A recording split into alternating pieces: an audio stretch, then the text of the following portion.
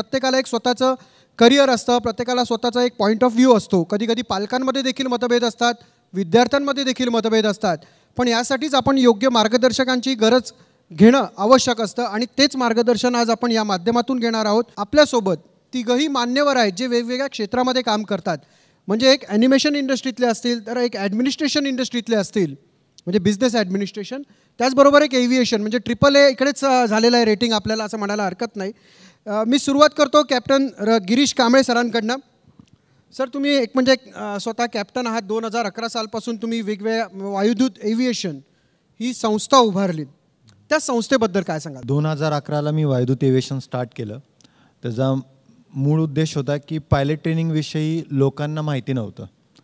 Mostly rural बॅकग्राऊंडला, चला आजच्या डेटला इंटरनेटवर थोडी इन्फॉर्मेशन आहे, ती पण प्रॉपर इन्फॉर्मेशन नाही की एक्झॅक्टली पायलट कसं व्हायचं. आणि त्याच्यामध्ये मराठी मुलं फार कमी होते या इंडस्ट्रीमध्ये. तर तेच उद्देश ठेवून मी वायुदूत एव्हिएशन संस्था स्थापन केली. अच्छा, एव्हिएशन सेक्टरमध्ये भरपूर गोष्टी येतात, जसं पायलट झालं, कॅबिन क्रू झालं, ग्राउंड हँडलिंग झालं, एअर ट्रॅफिक कंट्रोलरची अपॉर्च्युनिटी झाली. ठीक आहे, पण माझा जे इन्स्टिट्यूट आहे वायुदूत एव्हिएशन, ते मेनली फोकस करतं पायलट ट्रेनिंगवर. ठीक आहे, तर पायलट ट्रेनिंगमध्ये जी बेसिक रिक्वायरमेंट असते ती असते फक्त 10+2 विथ मॅथ अँड फिजिक्स. ज्याच्याकडे 10+2 आहे, मॅथ फिजिक्स आहे, तो पायलट बनू शकतो. आणि पायलट ट्रेनिंग मोस्टली लोकांच्या आत्तापर्यंत मूवी वगैरे पाहून असं वाटतं की हे एकदम हाय क्लास पाहिजे, मी रूरल बॅकग्राऊंडचा, मी कसा पायलट बनू शकतो. कुणीही व्यक्ती पायलट बनू शकतो ज्याच्याकडे 10+2 आहे.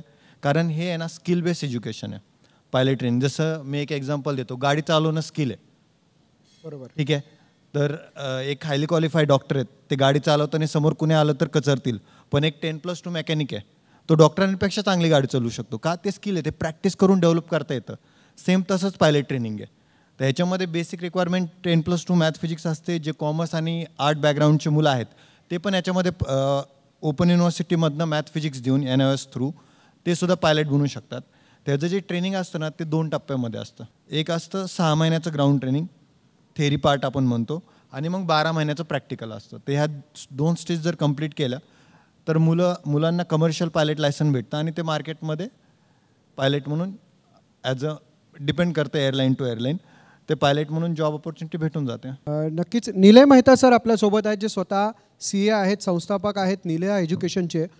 सर, आपण बऱ्याच वेळा म्हणतो की उद्योग करणारे व्हा किंवा नोकरी देणारे व्हा, पण मुळात या नोकरी देण्यासाठी आपल्याला एक बिझनेस सेटअप लागतो, त्याचं ॲडमिनिस्ट्रेशन लागतं, त्याचं मॅनेजमेंट लागतं, किंवा तो एक सगळा जो कॉमर्सचा खेळ असतो तो लागतो.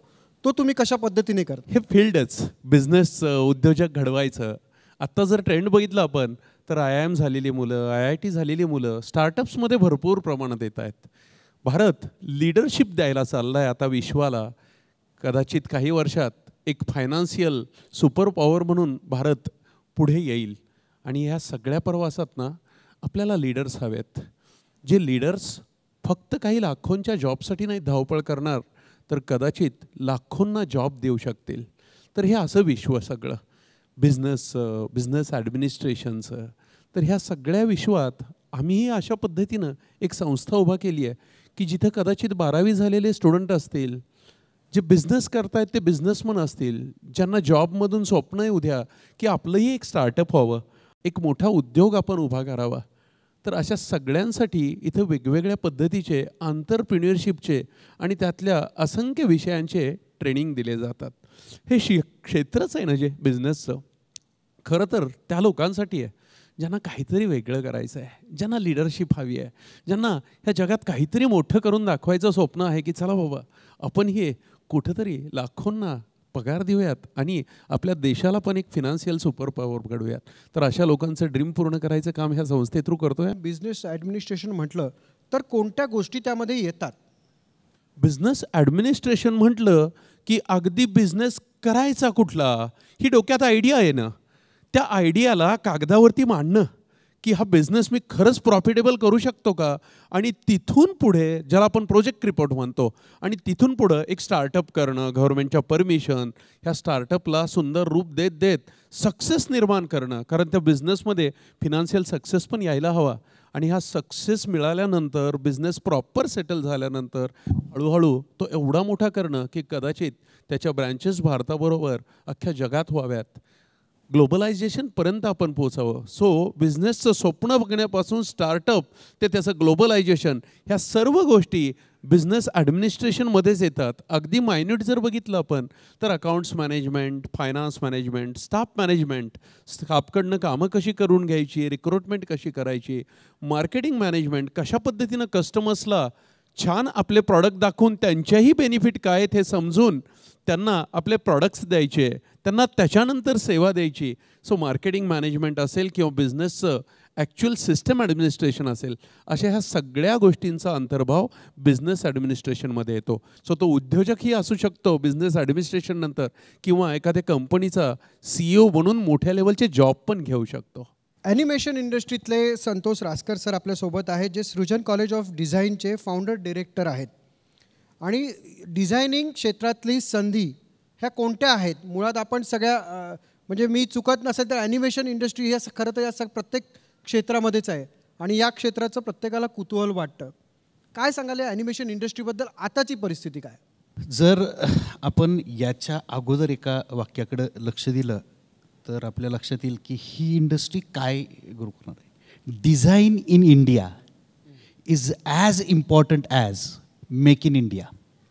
हे वाक्य माझं नाही आहे, ते मेक इन इंडिया वाक्य किंवा मेक इन इंडिया ही संकल्पना ज्या पंतप्रधानांनी या देशाला दिली त्यांचंच हे वाक्य आहे, design in India is as important as. त्यामुळं डिझाईन ही संकल्पना आपल्याकडं किती मोठे, ते एक सर्वे कुठेही ऑनलाईन तुम्हाला तो उपलब्ध आहे.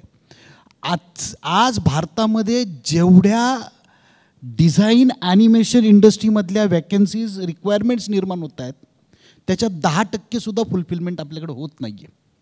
मग त्याच्यात 2-3 वेगवेगळे पॅरामीटर्स आहेत की ज्याच्यामध्ये तुम्ही कोणत्या प्रकारचं शिक्षण घेतलं आहे, कोणत्या प्रकारच्या गोष्टी केलेल्या आहेत. त्यामुळे डिझाईन क्षेत्रातल्या रोजगाराच्या संधी ह्या प्रचंड आहे.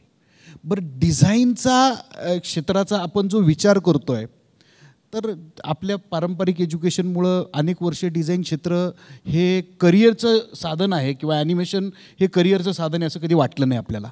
परंतु आपण जर पाहिलं तर आजची एडटेक इंडस्ट्री म्हणजे एज्युकेशन इंडस्ट्रीमध्ये जिथं टेक्नॉलॉजीचा वापर करतो आहे ती ॲनिमेशन डिझाईनशिवाय पूर्ण होऊ शकत नाही. प्रॉब्लेम सॉल्विंग, प्रोडक्ट डिझायनिंगसारखी इंडस्ट्री असेल, एंटरटेनमेंटसारखी इंडस्ट्री असेल, मेडिकल प्रेझेंटेशन म्हणजे ॲनिमेशनची इंडस्ट्री आहे, आर्किटेक्चरल एलिव्हेशन, आर्किटेक्चरल वॉकथ्रूची इंडस्ट्री आहे. फार मोठ्या प्रमाणावर या ठिकाणी या ॲनिमेशन डिझाईन तंत्रज्ञानाचा वापर होतो आहे. स्वाभाविकपणे या सगळ्या क्षेत्रांमध्ये वेगवेगळ्या प्रकारच्या रोजगाराच्या संधी निर्माण होत आहेत. ही एक गोष्ट. दुसरी सगळ्यात महत्त्वाची गोष्ट, आता जगाच्या ज्या नव्या संधी निर्माण होत आहेत त्या एक तर जनरेटिव्ह टूल्स ज्याला आपण AI म्हणतो, ते जनरेटिव्ह टूल आहे, त्याला जी माहिती पुरवू त्या माहितीच्या आधारावर ते उत्तर देणार आहे. त्यामुळं क्रिएटिव्ह क्षेत्रातले रोजगार हे प्रचंड मोठ्या प्रमाणात निर्माण होतील आणि होत आहेत. त्यामुळं स्वाभाविकपणे ॲनिमेशन क्षेत्रामध्ये तुम्हाला वेगवेगळ्या पॅरामीटर्सवर वेगवेगळ्या प्रकारचे म्हणजे एक ॲनिमेशन शिकलेल्या विद्यार्थ्याला सामान्यपणे 74 वेगवेगळ्या प्रकारचे जॉब मिळतात. म्हणजे पहा या क्षेत्रात किती संधी आहेत. ॲनिमेशनमध्ये देखील वेगवेगळे पार्ट आहेत. ही निवड कशी करायची मुळात विद्यार्थ्यांनी? ॲनिमेशन हा डिझायनिंग क्षेत्राचा एक भाग आहे. तेव्हा पहिल्यांदा तर तुम्ही उत्तम डिझायनर बना. आधी तुमचं फाउंडेशन व्यवस्थित झालं पाहिजे आणि ते फाउंडेशन तुमचं डिझाईनमध्ये लपलेलं आहे. तुम्ही उत्तम डिझायनर बनलात का? एकदा तुम्ही उत्तम डिझायनर बनला ना तर तुम्ही सगळं काही डिझायनिंग क्षेत्रातलं उत्तम करू शकाल. मग तुम्ही ॲनिमेटर बनू शकाल, तुम्ही ग्राफिक डिझायनर बनू शकाल, तुम्ही कम्युनिकेशन आर्टिस्ट बनू शकाल, सगळ्या. त्यामुळं एक तर सगळ्यात पहिलं डायरेक्ट ॲनिमेशन शिकायचा कुणीच विचार करू नये असं माझं ठाम मत आहे. जर तुम्हाला उत्तम ॲनिमेटर बनायचं असेल तर पहिलं तुम्हाला उत्तम डिझायनर बनावं लागेल. तुम्हाला design principles, design elements, colour theory, design psychology या सगळ्याचा बारकाईनं अभ्यास करावा लागेल आणि तो केल्यानंतर मग तुम्ही तुमचं क्षेत्र निवडावं. कॅप्टन गिरीश कांबळे साहेब, तुमच्याकडनं मला जाणून घ्यायचं की मुळात तुम्ही हे एव्हिएशनचं ट्रेनिंग कशा स्वरूपात देता, कसं देता? म्हणजे पायलट ट्रेनिंग जे असतं ना सर, त्याच्यामध्ये 2 फेज असतात. एक थेरी पेपर असतं आणि एक प्रॅक्टिकल असतं. थेरी म्हणजे तुम्हाला सब्जेक्टचं नॉलेज घ्यायला लागतं, त्याचे एक्झामिनेशन द्यायला लागतात, आणि प्रॅक्टिकल नॉलेज म्हणजे एअरक्राफ्ट फ्लाय करायला लागतं. तर टोटल 200 तासाचं फ्लाईंग असतं मुलांना, जर तुम्ही इंडियामध्ये फ्लाईंग केली तर. आणि जर तुम्ही आउट ऑफ इंडिया फ्लाय केलं जसं USA तर तुम्हाला 255 तास फ्लाय करायला लागतं. जर तुम्ही 200 तासाचं फ्लाईंग इंडियामध्ये केलं तर त्याच्यानंतर तुम्हाला कमर्शियल पायलट लायसन इश्यू होतं. अच्छा, हे जे 200 तासाचं फ्लाईंग आहे त्याच्यामध्ये सिंगल इंजिन जे असतं ते 185 आवर्स फ्लाय करायला लागतं मुलांना, आणि 15 तास जे असतं ते मल्टी इंजिन फ्लाय करायला लागतं. सिंगल इंजिन म्हणजे फक्त एकच इंजिन असतं एअरक्राफ्टला, मल्टी इंजिन म्हणजे 2 इंजिन असतात. ठीक आहे. हे ट्रेनिंग कंप्लीट केल्यानंतर मुलांना कमर्शियल पायलट लायसन भेटतं. आता हे जे ट्रेनिंग करण्याच्या पद्धती वेगळ्या आहेत. जे थेरी असतं, थेरी तुम्हाला 6 ते 8 महिने लागतं, आणि प्रॅक्टिकल ट्रेनिंग जे आहे ते अप्रॉक्सिमेट 12 ते 18 महिने लागतं. पायलट ट्रेनिंगमध्ये मेजॉरिटी 5 सब्जेक्ट असतात थेरीमध्ये. एक असतं मेट्रोलॉजी. मेट्रोलॉजी सब्जेक्टमध्ये मुलांना वेदरविषयी शिकवलं जातं. दुसरं असतं रेग्युलेशन. रेग्युलेशन जो सब्जेक्ट असतो त्याच्यामध्ये रूल्स शिकवले जातात. जसं एक्झाम्पल, तुम्ही गाडी चालवताय, रेड सिग्नल आला तर थांबायचं, ग्रीन आला तर पुढे जायचं, हा रूल झाला. तर फ्लाईंग करताना पण आमचा रूल असतो. जसं आता मी एअरक्राफ्टमध्ये, माझ्या राईट साईडला जर एअरक्राफ्ट असेल तर मला थांबायचं आहे, त्याला राईट ऑफ द वे म्हणतात. तर रेग्युलेशन हा जो सब्जेक्ट असतो त्याच्यामध्ये रूल्स शिकवले जातात मुलांना. तिसरा सब्जेक्ट असतो नॅव्हिगेशन. नॅव्हिगेशन सब्जेक्टमध्ये एका एअरपोर्टवरनं दुसऱ्या एअरपोर्टवर कसं जायचं ते शिकवलं जातं. त्यानंतर फोर्थ सब्जेक्ट असतो टेक्निकल स्पेसिफिक. टेक्निकल स्पेसिफिक या सब्जेक्टमध्ये तुम्हाला एअरक्राफ्टविषयी पूर्ण नॉलेज दिलं जातं. आणि 5वा सब्जेक्ट असतो RTRA, radio telephony restricted aeronautical. याच्यामध्ये communication between pilot and ATC शिकवलं जातं. जे तुम्ही मला विचारता ना, एअर ट्रॅफिक कंट्रोलर, तर यांच्यासोबत कसं कम्युनिकेशन करायचं ते शिकवलं जातं. हे टोटल 5 सब्जेक्ट असतात. हे जे थेरी सब्जेक्ट आम्ही शिकवतो ते मुलांना इमिडिएटली प्रॅक्टिकलमध्ये यूज करायचे असतात. सर, राजकर साहेब, AI आलाय, तर AI आणि ॲनिमेशनचा संबंध काय राहणार आहे? त्याचा परिणाम कशा पद्धतीने आपल्याला परिणाम म्हणण्यापेक्षा त्याचा वापर कशा पद्धतीने करता येईल?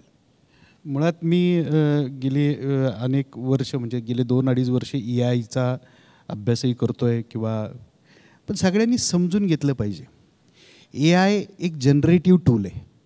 त्याला स्वतःची बुद्धी नाही आहे, आणि माणसाला स्वतःची बुद्धी आहे.